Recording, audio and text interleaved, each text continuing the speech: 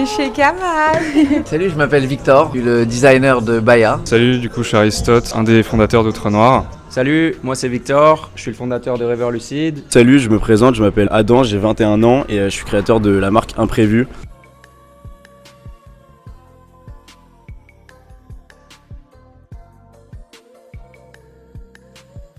Bon les amis, comme vous le savez, c'est important pour nous d'avoir des marques françaises à Maison Guava parce que c'est comme ça qu'on a commencé, c'est les premières marques qu'on a eues. Et surtout qu'il y a un vivier de talents et de créateurs incroyables en ce moment sur Paris. On donne la chance à ces marques-là, à ces créateurs-là, pour leur donner de l'exposition. Comme vous le savez, on est très bien situé à Paris, donc on a beaucoup de passages, que ce soit de personnes françaises, donc des locaux de Paris, ou tout simplement des étrangers.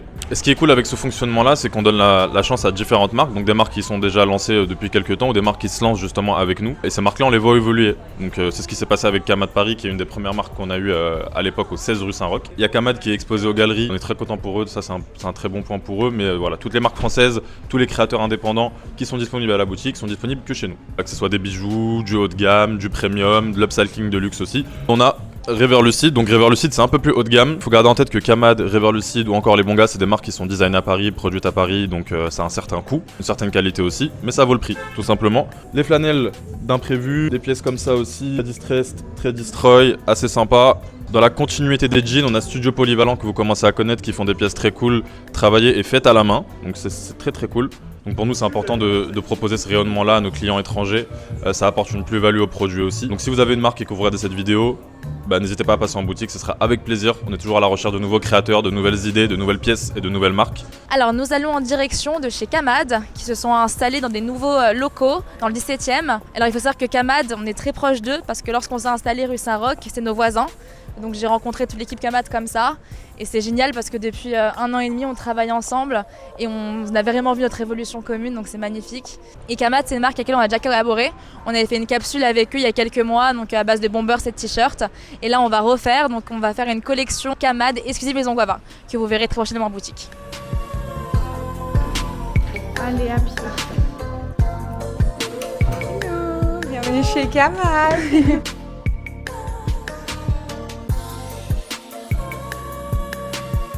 En gros, ici, c'est l'espace créatif, donc c'est nos bureaux, on va dire. On fait du stylisme, du développement, et après, on a l'espace dans Gentilly, où il y a les 400 mètres carrés de fabrication. Donc là, aujourd'hui, on est avec la team junior. On est en train de développer des vestes racing. En gros, l'idée, c'est de reprendre les visuels un petit peu de la porcelaine, de retravailler ça sur l'univers du racing. Donc après, si tu veux, je te montrerai un peu les visuels de chacun. On bosse, on fait de la recherche, Alexis, Sony. Ça, c'est nos mains d'or. C'est nos petites reines qui savent tout faire. Donc elles développent vraiment tous les prototypes, les pièces pour les artistes. C'est que pour les pièces pour les artistes, c'est que pour les en gros, parce que les couturières sont à Gentilly. On a toute la fabrication, la production qui est à Gentilly. Et ici, c'est vraiment les pièces. On va travailler le patronage. Par exemple, des commandes spéciales. Là, c'est une robe de mariée qu'on est en train de développer pour une cliente. Oh là là. Donc, elle a décidé de faire sa robe chez nous et on est trop heureux. Après, on a un petit racing bag. Si tu veux, je te montre. C'est en cuir, ouais. Il y a des cuirs, ouais. C'est en recherche. Voilà. Mais en gros, c'est un petit sac de course, on va dire, un peu stylé. Ouais, il y a plein de façons de le porter en plus, c'est ça. Ouais, et en gros, tu peux porter comme ça. C'est que tu me dis que tu voulais faire des sacs pour l'été, c'est ça? Des Ouais. sacs de plage aussi? Ouais, je te montrerai, mais ouais, on est en train Ah, vous avez de- déjà commencé? On a déjà commencé, ouais. La collection d'été, où tu as tous les DAP. Et en fait, à partir du dessin qui est juste là, elles vont venir patronner les pièces. Ici, c'est notre showroom. C'est la plus belle pièce. Alors, j'adore la verrie. On reçoit, on va dire, tous les stylistes pour faire les sélections, les stars. Et ça reste un peu, ça reste de la laine en fait. Là, c'est les sacs d'été en jouet qu'on est en train de développer. Et tout est fait dans nos ateliers. Et après, on a les sacs plus masculins. C'est du cuir. En fait, c'est un effet d'optique. C'est du vrai cuir, mais effet jean. Je dirais vraiment du jean. On dirait vraiment du jean. jean. Sans cuir. C'est vraiment du cuir Ah, un peu sac à dos, ok. un peu pèlerin. Parce qu'on a lancé la fondation récemment. Oui. Si on accueille les jeunes créateurs et on leur permet de réaliser un peu tout ce qu'ils veulent. En fait, quand tu te lances dans la mode, Tu sais jamais par où commencer et comment faire quand tu es jeune créateur. Donc nous, avec la fondation, justement, on va permettre à ces jeunes créateurs de pouvoir avoir un genre de starter pack pour pouvoir se lancer. Je vais donner une exclue. On est en train de bosser depuis 3 semaines avec une marque qui défile à la Fashion Week Homme qui arrive. Et c'est une marque qui est soutenue par Kanye West, typiquement. Là, on a fait des pièces pour la marque de Gazo. Le clip il sort ce soir, BSB, ouais. En gros, il y a plein de gens qui veulent développer, que ce soit des stylistes, que ce soit des créateurs, ou même des passionnés qui veulent juste créer des collections, des pièces en leur donnant accès. Vous les aidez aussi pendant la conception, vous les aidez C'est aussi ça. à sourcer les pièces, Exactement. et la fabrication. Exactement. Vous faites tout, en fait. On fait tout de A à Z. On peut leur montrer comment travailler le design, faire du patronage, faire la fabrication, puisqu'on a nos propres ateliers de fabrication aussi. Un pack complet et c'est à eux de choisir ce qu'ils veulent vraiment faire. Ok. Donc tu veux te lancer et tu sais pas comment faire, bah faut venir chez la fondation. Genre typiquement par exemple en France, si tu veux faire ton prototype, le budget ça sera genre 500 jusqu'à 1000 euros le prototype plus 500 jusqu'à 1000 euros le patron. Ça devient extrêmement cher très vite, tu vois. Et nous bah du coup ça sera genre moitié prix et justement pour que les jeunes créateurs ils puissent quand même le faire plus facilement. Vous avez commencé avec les bijoux, puis l'upcycling. Ouais, si tu veux. On fait un petit tour comme ça. Vas-y. Bah nous de base on a commencé avec 500 euros en poche. Il y a 3 ans de ça, on a pris des boutons vintage et on les a transformés en bijoux. L'upcycling n'était pas du tout démocratisé pendant la période du Covid et c'est un projet qui a extrêmement plu sur les réseaux. En gros quand on a fait les bijoux, il y a eu beaucoup de personnes qui ont copié le concept et on a dû très vite se renouveler pour sortir du lot de toutes les marques qui nous ont copié. Nous le cœur du métier c'est le vêtement. Et on avait déjà des bases de comment fabriquer, etc. Donc on a commencé à recruter des gens de notre classe qui cherchaient des stages. Je te passe les leggings. Ok. T'es à l'aise? T'aimes bien? Ah, les effets dentelle, c'est mon préféré, j'ai essayé le jean. Ouais, c'est trop beau. Mais ça, ce serait très bien pour la sélection féminine de Guava. Ouais. Faut qu'on voit cette sélection de On vous attend, on vous attend. Ça, c'est vraiment la veste que tout le monde veut. Que ce soit les célébrités, On a envoyé cette veste aussi à Metro Booming aux États-Unis, donc je pense que c'est un peu la pièce la plus forte de chez Kamad. Donc par exemple là le tweed c'est un dead stock de chez Givenchy, donc il y avait genre 3 mètres qu'on a pris et c'est une pièce unique en fait. Et pareil pour le cuir, tout le cuir est éco-responsable. En fait c'est des cuirs qu'on récupère des scénographies pour du théâtre et c'est tous les dead stocks comme ça qu'on récupère. Le truc ouf de cette pièce, c'est que tout est matelassé à l'intérieur, donc ça demande tellement de travail. T'aimes bien? Moi j'adore ce que vous faites. J'aimerais bien aussi qu'on montre, je crois que vous avez dit tout à l'heure, juste un t-shirt ou un hoodie serviette. Alors nous chez Maison Guava, le best-seller c'est vraiment ces t-shirts serviettes. Donc Célima, tu peux nous expliquer un petit peu comment ils sont réalisés ces t-shirts? En fait, que ce soit les empiècements qu'on met sur les t-shirts, même la matière première, ça vient des grandes marques de luxe en fait. On va récupérer des dead stocks des grandes marques de luxe parce qu'ils n'ont plus le droit de brûler. Et nous, on va venir les racheter chez une plateforme par exemple qui est incubée par LVMH. Et là, par exemple, les petits empiècements, ça on adore. Ça fait un peu un effet moumoute 3D. Ça provient des serviettes de bain de chez Louis Vuitton. Regarde, c'est le sac comme tout à l'heure, non? Pareil, hein, c'est une serviette. Ah, trop beau. Je suis en mode comme ça. Tu veux la grande chaise?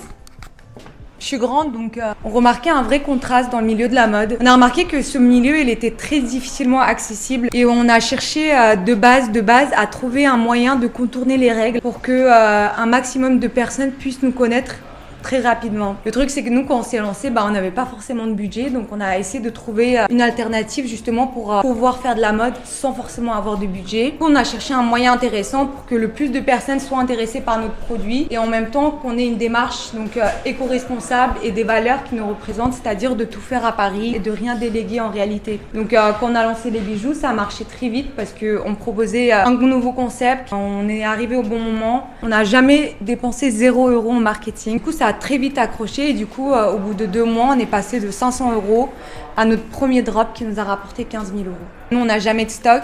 D'ailleurs, vous vous en plaignez. En fait, on a très peu de stock parce qu'on travaille que à la commande de base. On veut pas surproduire, on veut pas avoir des stocks dormants pour après. On sait plus quoi en faire, donc on veut pas ces stocks dormants. On préfère petit à petit faire notre chemin, créer des produits quand les gens sont vraiment intéressés, plutôt que de fabriquer et de se retrouver dans la merde après. Après, pour moi, tous ceux qui veulent se lancer dans la mode, il faut qu'ils le fassent. Je pense que les nouveaux créateurs devraient enfin avoir beaucoup plus de lumière et briller à leur tour. C'est un peu ma conviction. Quand tu dis ça en plus quand j'ai un faisceau de lumière magnifique Je te avec jure. les vitraux qui arrivent. Non, ça, je sais que tu veux dire. Juste, je te coupe vite fait. T'as vu genre le truc phototype là? Donc, C'était bien du coup chez Kamad. Pas qu'ils mangent comme ça, quoi. Salut, je m'appelle Victor, je suis le designer de Baya, une marque que j'ai lancée il y a 1 an et demi. Des bijoux en argent 925. Mon style, c'est vraiment de mélanger entre le côté brut et le côté précieux. Je travaille beaucoup le diamant, mais le diamant brut, le diamant taillé différemment de ce qu'on voit d'habitude. Et je vais mélanger avec des fragments d'or, des touches de diamants mieux taillés et plus précieux. Et on retrouve aussi ce mélange de précieux et de brut dans la matière, qui est en argent 925, mais c'est un argent qui est martelé, frappé, qui est brossé. Mes ateliers sont une partie à Paris, une partie en Inde, à Jaipur. C'est là où je vais chercher mes pierres, c'est là où je suis entre 4 et 5 mois dans l'année. C'est un petit peu le carrefour international des pierres précieuses et semi-précieuses. Les pierres du monde entier passent par Jaipur pour être taillées, et donc c'est là où je vais sourcer mes pierres et là où mes ateliers sont également. J'ai lancé une marque de bijoux parce que j'ai toujours porté des bijoux, ma mère m'a toujours fait porter des bijoux depuis que je suis né. Je trouvais rien qui me plaisait réellement, je trouvais rien qui me correspondait. Avant d'aller travailler avec l'Inde, j'ai voyagé en Inde plusieurs fois et c'est là où j'ai vu énormément de bijoux de partout. Ça m'a donné envie de faire des modèles juste pour moi. J'ai fait un collier, une bague, 2-3 bracelets et au fur et à mesure du temps, je voyais que les gens me demandaient d'où venaient mes bijoux. J'aime créer, j'ai fait du cinéma, une école de cinéma, donc j'ai gardé cet univers visuel tout autour de ma marque et j'ai lancé la marque en pensant que c'était une évidence. Chaque pièce a une réelle histoire. Par exemple, parler de celle-ci, que j'adore.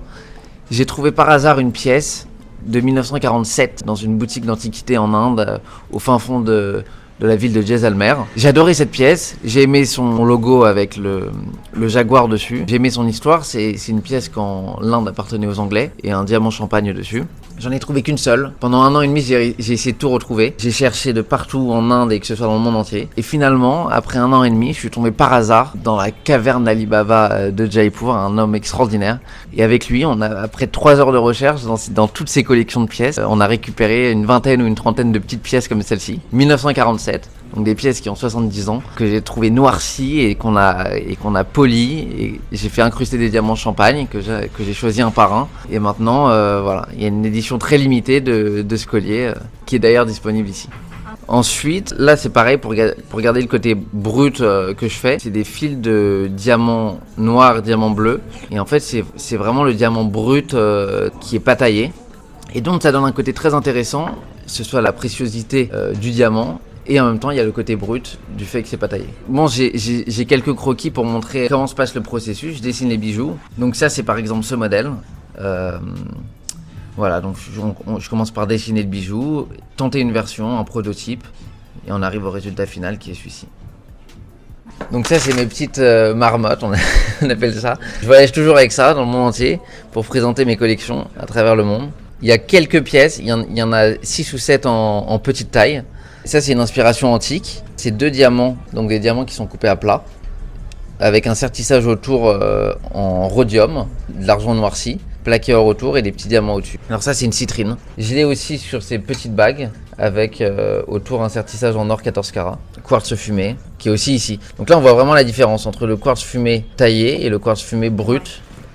Et pourquoi le nom Baya ? Alors le nom Baya, c'est une vraie signification importante pour moi. En fait, ça veut dire frère en indien. Plus jeune, je travaillais dans des restaurants à Paris et la majeure partie des chefs cuisiniers, des mecs qui travaillent en cuisine à Paris sont indiens et ils s'appelaient tous Baya. Et c'est un mot qui m'a interpellé et donc j'ai commencé à utiliser ce terme Baya. Là-bas, ils utilisent Baya au quotidien dans leur langage et c'est devenu dans mon langage. Et donc c'était une évidence, mais ça s'écrit pas de la même manière, de manière plus, pas forcément plus francisée, mais plus cohérente pour moi, donc B-A-Y-A. Ok, super. Enfin, tu crois que t'es le seul. Salut, du coup je suis Aristote, un des fondateurs d'Outre Noir. Outre Noir, c'est un projet qu'on a fondé avec mon associé et ami Herménégilde. On s'est rencontrés à l'IFM pendant nos études, donc c'est l'Institut français de la mode. Notre but avec cette marque qu'on a lancée en octobre dernier, c'est de vous proposer en fait des codes haute couture dans des pièces prêtes à porter. Donc c'est en passant par des coupes hyper travaillées qu'on patronne et qu'on modélise nous-mêmes, parce que du coup on a pu avoir une certaine expertise de ça, un certain bagage pour pouvoir faire des coupes assez poussées, et aussi par rapport aux matières. Donc par exemple on a développé des textures faites à la main, bande par bande, où en fait on a détruit et on a récupéré des chutes de notre studio pour en fait recréer des textures en relief assez intéressantes qui jouent un peu avec la lumière. On fait aussi pas mal de clins d'œil à du cuir exotique, même si là c'est pas du vrai python, en fait c'est du vrai cuir. On bosse avec une usine en Italie qui a breveté en fait un pattern de python fait au laser. Ce type de cuir exotique, c'est tout de suite hérité de nos références artistiques avec lesquelles on a créé notre marque. Donc c'est-à-dire des références artistiques de design français majoritairement et italien des années 20, années 30, très inspiré art déco. Toujours avec un côté moderne, hein. On a rajouté un petit côté par exemple sportswear avec un peu de maille sur les côtés pour que ça soit un peu plus agréable. Et puis pour les pièces même plus simples, on est parti sur de la laine et du cachemire pour faire nos hoodies de base avec notre bijou qui est un peu notre logo. Donc c'est un bijou fait dans le sud de la France en métal brossé qu'on met sur toutes nos pièces. Pour l'été, on s'en mange, ça tient pas super chaud, donc ça peut être très bien mis pour l'été. On le fait aussi sur les t-shirts. Voilà, donc même sur les t-shirts, sur les pièces les plus simples, il y a un travail de fou. Il y a quand même des découpes faites dans du jersey sur piqué. Ça reste quand même super travaillé, même pour une pièce simple. C'est un peu le motto de notre projet. Voilà.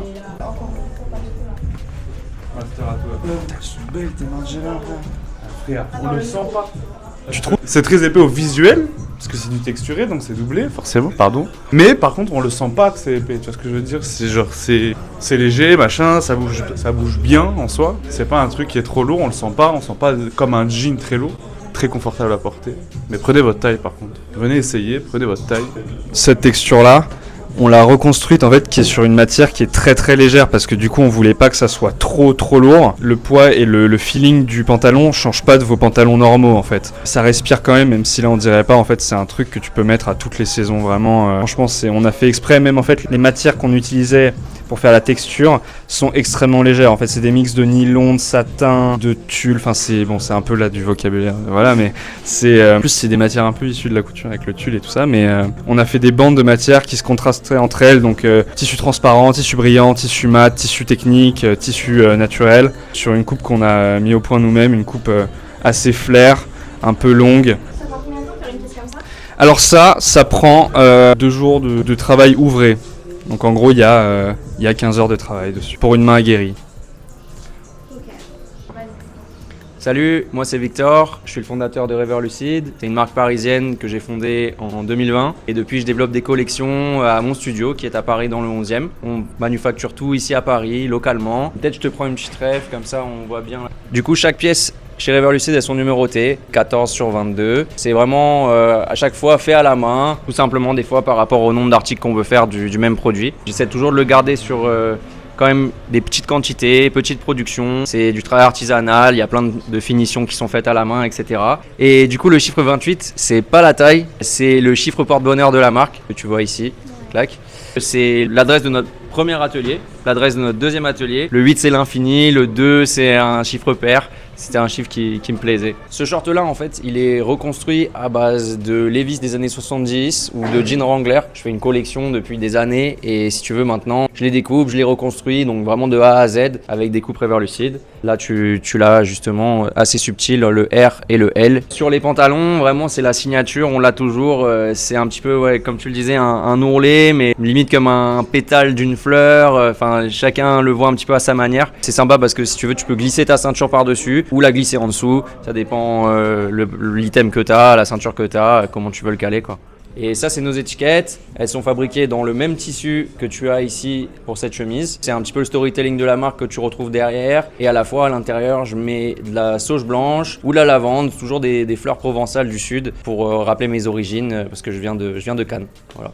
On parlait d'influence pour le coup avec Reverlucid, vraiment c'est l'architecture, c'est de là d'où je viens, c'est mes études, c'est ma famille, dont par exemple ce bomber ici. Tu as les poches qui sont détachables, donc tu as ce côté un petit peu amovible, faire sauter la capuche, donc vraiment tu as plusieurs manières de le porter. Là tu as un autre coloris qui est le gris béton, et pour des pièces plus été, c'est la crop jacket, celle-ci, où le gros travail et le temps que tu peux passer, limite des fois on peut passer 3 jours sur la même veste, ça prend du temps entre la découpe, les finitions, tout ça, ouais.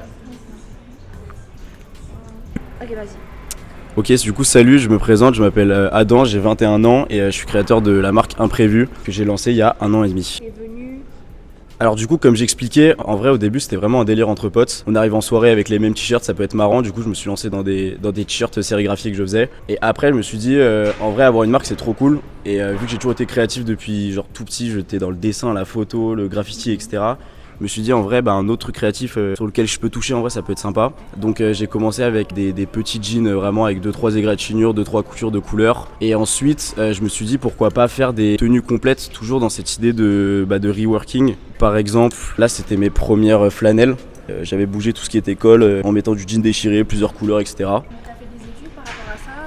Alors par rapport à ça, oui et non entre guillemets. Là je viens de finir l'IFM, mon bachelor, mais qui était pas du tout en design mais en management. Où là par exemple on a une surchemise en cuir avec un layering de cuir derrière. Là j'ai dû apprendre tout ce qui était patronage, etc. Donc en vrai j'ai un peu tout appris tout seul entre guillemets. C'est juste beaucoup plus long que d'avoir un professeur qui va t'expliquer. Pour concevoir un produit, depuis petit je suis dans la peinture, dans l'art, etc. Un peu le truc comme comme une toile blanche. Enfin je sais pas à quoi le produit va ressembler à la fin, c'est vraiment du freestyle en vrai dessus. Ça peut aller plus ou moins rapidement. Par exemple, je sais que là, le produit qui prend le moins de temps, entre guillemets, ça va être la flanelle. Ça va me prendre entre 2h30 et 3h de process. Un jean complet, comme par exemple celui-ci, plus 7-8 heures. En fait, c'est vraiment, là, je veux créer des looks complets de comment moi, je vois porter le jean. Est-ce que j'ai un truc à dire pour la fin? Écoutez, moi, je vous invite juste à aller chez Maison Guava et toucher les produits parce qu'en vrai, on les voit en photo, c'est intéressant. On se rend plus compte du travail en voyant le produit fini avec le volume et le poids du produit, etc.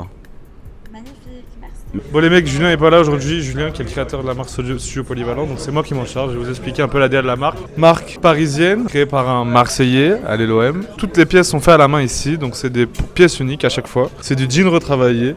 Ce n'est pas que des Levi's 501, il y a de tout, donc lui n'est pas fâché avec toute autre marque. On retrouve sur des fittings différents, des sizings différents, c'est-à-dire vous avez des coupes droites, vous avez des coupes bucket, vous avez des coupes plus axées, taille haute, taille basse. Il va vraiment reprendre toute la shape, soit il garde une shape connue comme on a là, donc on est sur des coutures classiques, un Levi's classique. C'est un 525. Soit on est sur des coupes comme ça qui sont retravaillées entièrement, où on n'aura plus que le haut du jean en fait, qui est d'origine. Tout le reste, ça sera des pièces arrangées, donc forcément des pièces qui sont allongées, agrandies, flair en fait, pour avoir un côté qui change complètement. Des mix de matières, on a de tout. On a de l'ornement, on a des tissus qui sont complètement différents, des jeans différents, de la tulle, du sequin, de la dentelle, un peu de dentelle. Une marque prometteuse, on vous montrera peut-être plus tard les hauts, parce qu'il y a des hauts en knit, en laine en fait, qui sont été faits à la main aussi, qui sont très intéressants. Et voilà, c'était tout pour moi, j'espère que ça vous a plu. C'est bisous. Aujourd'hui c'est moi qui vais vous présenter PPAC, parce que le créateur il est assez discret, donc il se montre pas trop. J'imagine que vous connaissez tous le fameux logo A3, voilà. Donc c'est une marque qui est assez exclusive, fonctionne par drop.